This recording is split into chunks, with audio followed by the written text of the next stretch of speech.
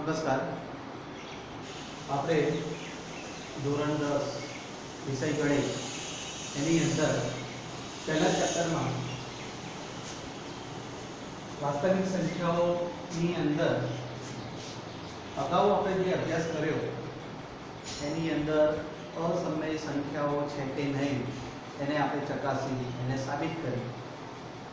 ગયા ભાગની અંદર આપણે વર્ગમૂળ 5 વર્ગમૂળ 2 પછી એવી બધી સંખ્યાઓનું એ સમય છે કે અસમય એ આપણે સાબિત કર્યું.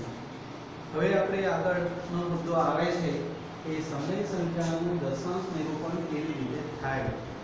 તો પહેલા પેલું કે સમય સંખ્યાઓનું દશાંશ નિરૂપણ કેવી રીતે થાય અને સમય સંખ્યાઓના પ્રકાર જોઈએ તો બે પ્રકારની સમય સંખ્યાઓ આવી શકે.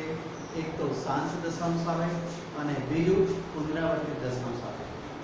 શાંત દશાંશ એટલે શું અને પુનરાવર્તિત દશાંશ એટલે શું તેને આપણે અહીંયા એક પ્રમેયના વિધાન સ્વરૂપે નિરૂપણ કરેલું છે પુસ્તકમાં.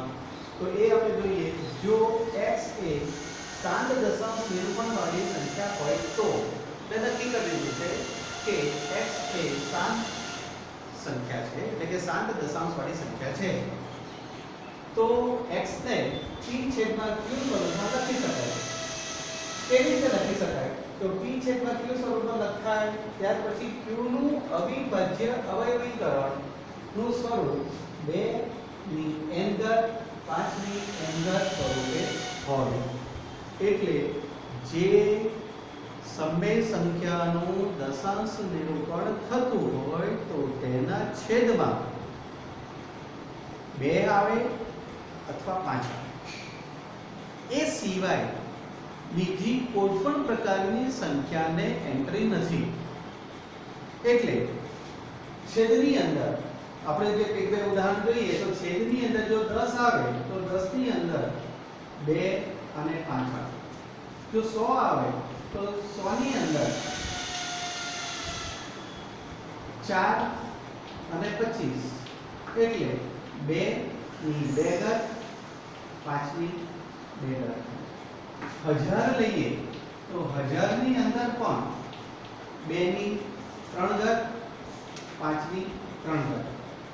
અહીંયા 2 ની 1 ઘાત 5 ની 1 ઘાત. એટલે છેદની અંદર જે સંખ્યાઓ આવે એમાં માત્ર ને માત્ર 10 100 1000 10000 એવી રીતે સંખ્યાઓ વધતી જાય. તો 10 ને તમારે 2 અને 5 ના સ્વરૂપમાં લખવી હોય તો 2 × 5 થાય. 100 ને 2 ની 2 ઘાત 5 ની 2 ઘાત સ્વરૂપે લખાય. 1000 ને 2 ની 3 ઘાત અને 5 ની 3 ઘાત સ્વરૂપે લખી શકાય. હવે આને આપણે ઉદાહરણથી નિરૂપણ કરીએ એટલે ખબર પડશે કે આ સંખ્યાઓ કેવી રીતે મળે છે. દાખલા તરીકે અહીંયા શું કહ્યું છે કે દશાંશ સ્વરૂપમાંથી સમય સંખ્યામાં નિરૂપણ કેવી રીતે કરાય એના માટેનું એક વિધાન છે. તો દશાંશ સંખ્યા આપેલી હોય એને આપણે સમય સંખ્યામાં નિરૂપણ કરવા માટે આપણે શું કરીએ? એક રકમ લઈએ. એટલે દાખલા તરીકે ઉદાહરણ પરથી આપણને ખબર પડશે કે 0.375 આ 0.375 લીધા એને આપણે આ શાંત દશાંશ છે તો એ શાંત દશાંશને આપણે સમય સંખ્યા p છેદમાં q સ્વરૂપમાં રૂપાંતરિત કરવી હોય તો આના વિશે તમે 9મા ધોરણમાં તો શીખી ગયેલા છો. એનું જ અહીંયા પુનરાવર્તન છે. તો આ સંખ્યાનું આપણે નિરૂપણ કરવું હોય તો આ દશાંશ ચિહ્ન કાઢવું હોય તો છેદની અંદર દશાંશ ચિહ્ન પછી જેટલી સંખ્યા હોય એટલા મીંડા આપણે મૂકી દઈએ એકની સાથે. એટલે 375 છેદમાં 1000 થાય. હમણાં જે મેં વાત કરી તે પ્રમાણે 375 અને આ 1000 છે. એટલે તમારે એક મુદ્દો સાઈડ પર એક યાદ રાખી લેવાનો કે 10 હોય તો 2 × 5 એની 1 ઘાત.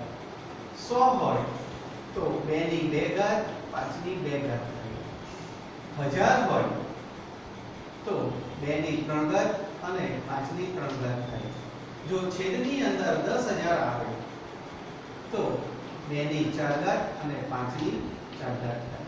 જો આવું તમે શોર્ટમાં યાદ રાખશો તો આ 1000 ને તમારે 2 અને 5 ના સ્વરૂપમાં રૂપાંતર કરતા વાર નહીં લાગે. કે 3 મીંડા છે એટલે આ 3 મીંડા છે એટલે 2 ની 3 ઘાત અને 5 ની 3 ઘાત થશે.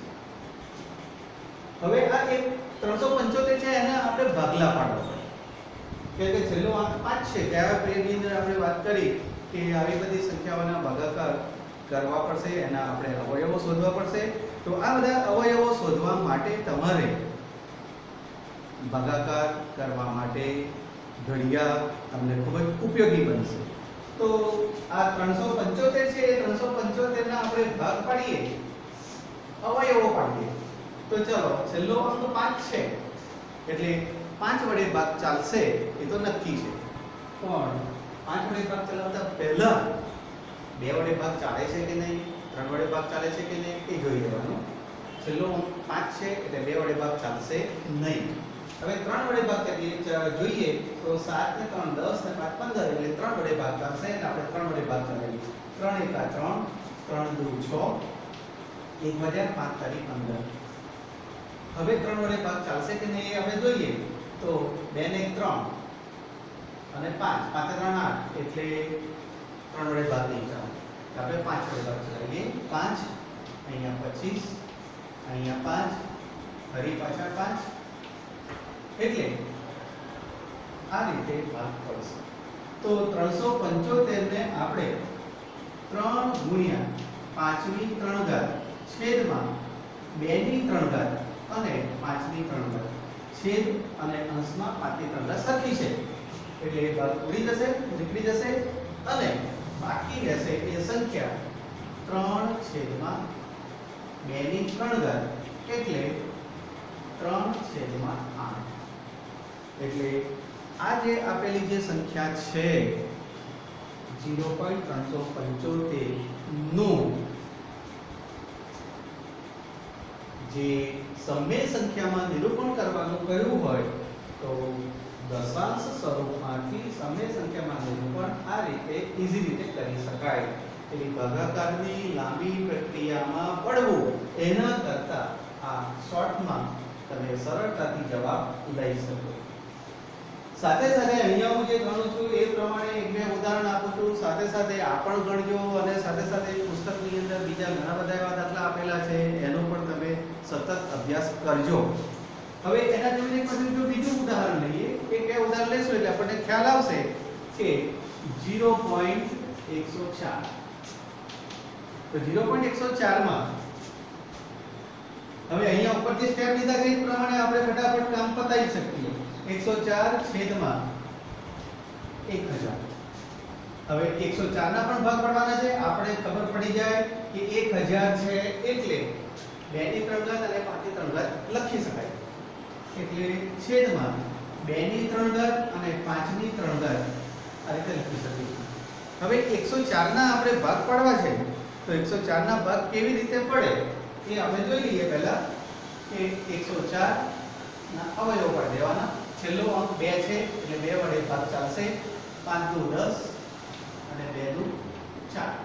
ફરી પાછા 2 થી ભાગ ચાલીએ. 26 દુ 52. ફરી પાછા 2 થી ભાગ ચાલશે. 13. હવે 13 અવિભાજ્ય એટલે કે અસમય અવિભાજ્ય સંખ્યા છે એટલે તેના ભાગ ચાલે નહીં. એટલે 13 ગુણ્યા 2 ની 3 ઘાત. 2 ની 3 ઘાત અને 2 ની 3 ઘાત અંશ અને છેદમાં સરખી આવે છે એટલે ઉડી જશે એટલે બાકી રહેશે 13 ના છેદમાં 5 ની 3 ઘાત. એટલે 13 ના છેદમાં 5 ની 3 ઘાત એટલે 5 ની 3 ઘાત એટલે આપણે ખ્યાલ આવવો જોઈએ કે 5 ની 3 ઘાત કેટલી થાય. 5 નો વર્ગ કરીએ તો 25 અને 5 ની 3 ઘાત કરીએ તો 125. એટલે અહીંયા 125 સંખ્યા મળી શકે. આ જ રીતે બીજી ઘણી બધી સંખ્યાઓનો તમે મહાવરો કરશો તો તમને આના ઉપરથી જવાબ મળી શકે. હવે એક બીજી એવી થોડીક જુદા પ્રકારની સંખ્યા લઈએ, ત્રીજો.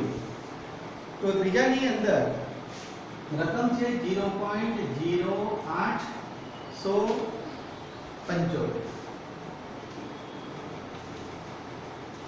હવે અહીંયા 3 મીંડા હતા, અહીંયા પણ 3 મીંડા હતા, હજાર હજાર છેદમાં હતા, આવે નહીં, કેમ કે 1 2 3 ને 4 એટલે છેદની અંદર 10,000 આવશે અને ઉપર 875 આવશે. હવે તમારે બધેના અવયવ પાડવાના થાય, પણ આપણે જો શોર્ટમાં યાદ રાખેલું હોય કે જો 10,000 હોય તો 2 ની 4 ઘાત અને 5 ની 4 ઘાત લખી શકાય. એટલે 2 ની 4 ઘાત 5 ની 4 ઘાત લખી શકાય. હવે આ 875 ને આપણે ભાગ પાડીએ.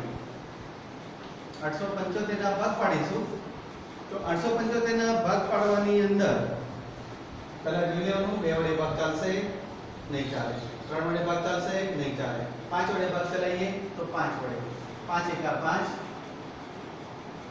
5 એકા 5 એટલે અહીંયા ભાગાકારની ક્રિયા કરીને 875 ભાગ્યા, જો ના ફાવે તો આ રીતે પણ તમે ભાગાકાર કરી શકો. 5 એકા 5 વધ્યા 3 7 7 પંચા 35 વધ્યા 2 5 155. હજુ પણ પાછો 5 વડે ભાગ ચાલશે. 155 ને પાછા આપણે ભાગ ચલાવીએ 5 વડે. 5 તારી 15, 5 એકા 5 એટલે અહીંયા 31.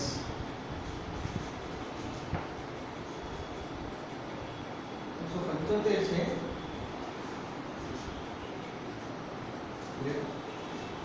એક સેકન્ડમાં એક ભૂલ થઈ અને આ જે અવયવ પડે છે હું ડાયરેક્ટ સીધા મૂકી દઉં છું. 7 અને 5 ની 3 ઘાત આ રીતે અવયવ પડે છે. 875 ને આપણે જે ભાગ પાડીશું એની અંદર 5 3 વખત આવશે અને પછી છેલ્લે 7 આવે છે એટલે આ રીતે ભાગ પડશે. હવે અહીંયા 7 5 ની 3 ઘાત છેદમાં 2 ની 4 ઘાત, અહીંયા છેદમાં 5 ની 4 ઘાત છે એટલે બે ભાગ પાડી દઈએ. આ 5 ની 3 ઘાત 5 ની 3 ઘાત ઉડી જશે, છેદમાં રહેશે 7, અહીંયા ઉપર 7 અને છેદની અંદર 2 ની 4 ઘાત અને 5. તમે આટલું છેલ્લે લખશો તો પણ વાંધો નથી. એટલે આ રીતે 7 ના છેદમાં 2 ની 4 ઘાત અને 5 આ રીતે નિરૂપણ કરી શકાય. એટલે તમારે દશાંશ સ્વરૂપમાંથી સમય સંખ્યામાં નિરૂપણ કરવું હોય તો આ મહાવરા પ્રમાણે તમે એનું નિરૂપણ કરી શકો. એટલે અત્યારે આપણે આ જે દાખલા 3 4 જે લીધા એ આપણે સાદી ભાષામાં જોઈએ તો દાદર ચડ્યા છીએ. એ જ રીતે પાછું દાદર ચડેલા હોય તો એને ઉપરથી પાછું નીચે ઉતરવું હોય તો ફરીથી પાછા સ્વરૂપ બદલાશે કે તમને આવી રકમ આપેલી હોય અને પછી કે દશાંશ સ્વરૂપમાં રૂપાંતર કેવી રીતે કરવું, આવા પ્રકારની સંખ્યા આપેલી હોય અને દશાંશ સ્વરૂપમાં રૂપાંતર કેવી રીતે કરવું, એટલે એના માટે ફરીથી પાછી આગળ નવી પ્રોસેસ કરવી પડે. એટલે અહીંયા પ્રમેય 1.5 નું જે વિધાન છે એ વિધાનમાં થોડો ફેરફાર થઈ જાય કે p છેદમાં q ઉપર લખાશે અને એનું દશાંશ સ્વરૂપમાં નિરૂપણ કરી શકાય. એટલે આ રીતે આપણે ફેરફાર કરી શકીએ. આ દરેક વસ્તુ નોંધતા રહેજો અને સાથે સાથે આ પ્રકારના જે સ્વાધ્યાયમાં જે દાખલા આપેલા છે એ દાખલા તમે ગણતા રહેજો. આ પ્રકારના જે દાખલાઓ તમને આપી દઉં તો સ્વાધ્યાય 1.4 એમાં દાખલા નંબર પહેલો બીજો એ રીતે તમે ગણતરી કરી શકો. એટલે શાંત છે કે અશાંત છે, અશાંત છે એટલે અશાંત શબ્દ ના કહેવાય પણ કે અનંત આવૃત છે અને અનંત અનાવૃત છે એના વિશેની માહિતી તમે લઈ શકો. એટલે આ પ્રમાણેનું વિધાન. હવે એનાથી ઉલટું એટલે કે હમણાં જે આપણે જે જોયું કે દશાંશ સ્વરૂપમાંથી સમય સ્વરૂપમાં કેવી રીતે રૂપાંતર થાય, હવે એનાથી ઉલટું આપણે જો લઈએ કે સમય સંખ્યામાંથી દશાંશ સ્વરૂપમાં નિરૂપણ કેવી રીતે કરીએ એ હવે પછીના તાસની અંદર જોઈએ. નમસ્કાર.